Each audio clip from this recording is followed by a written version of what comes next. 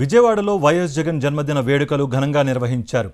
చిట్టినగర్లో mayor రాయన భాగ్యలక్ష్మి ఆధ్వర్యంలో జరిగిన వేడుకల్లో మాజీ మంత్రి వెల్లంపల్లి శ్రీనివాస్, ఎమ్మెల్సీ రుహుల్లా పాల్గొన్నారు.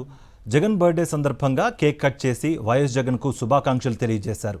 విజయవాడ నగర అభివృద్ధి వైఎస్ జగన్ హయాంలో జరిగిందని గుర్తు చేశారు వైఎస్ఆర్సీపీ నేతలు.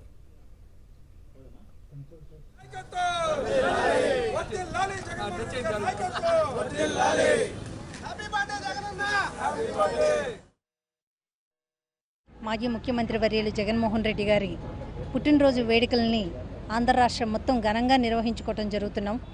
మన వైఎస్ఆర్సీపీ పార్టీ నాయకులు కానీ కార్యకర్తలు కానీ అందరూ ఈరోజు స్వచ్ఛందంగా అందరూ బయటకు వచ్చి ఒక క్రిస్మస్ సంక్రాంతి పండగ ముందే వచ్చింది అన్న విధంగా ఈరోజు జగనన్న పుట్టినరోజు వేడుకలు అన్నవి నిర్వహించుకోవటం జరుగుతుంది.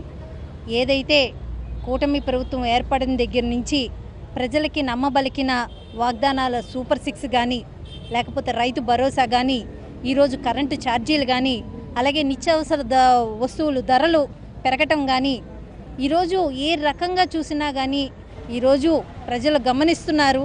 మేము ఎంతో తప్పు చేశాము. ఈరోజు ఈ కూటమి ప్రభుత్వాన్ని మేము తీసుకొచ్చి జగనన్న పాలన ఎంత తొందరగా వస్తుంది అన్న ఆలోచనతో ఈరోజు ప్రజలు కూడా ఉన్నారు. ఎంత తొందరగా ఎలక్షన్స్ వస్తాయి, మళ్ళీ జగనన్నని ఎప్పుడు తెచ్చుకుంటాం, మళ్ళీ ప్రజాపాలన అన్నది ఎప్పుడు మొదలవుతుంది అని ప్రజలందరూ ఆకాంక్షిస్తున్నారు.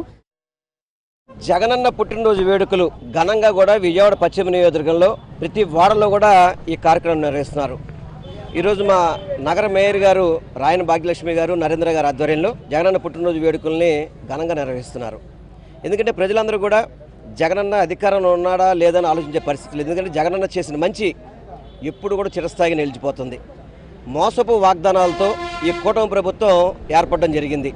అనేక వాగ్దానాలు, జగనన్న అమ్మఒడి ఒకటిస్తారంటే మీ కుటుంబం మొత్తం ఇస్తాము, ఈ 6 నెలలు అప్పు చేసి ఏమి చేశారంటే శూన్యం. ఒక అభివృద్ధి ఉందా? లేదు. ఒక సంక్షేమ పథకం అమలు ఉందా? లేదు. కానీ అప్పుల మీద అప్పులు చేస్తున్నారు. ఈ అప్పుల డబ్బులను ఏం చేస్తున్నారు?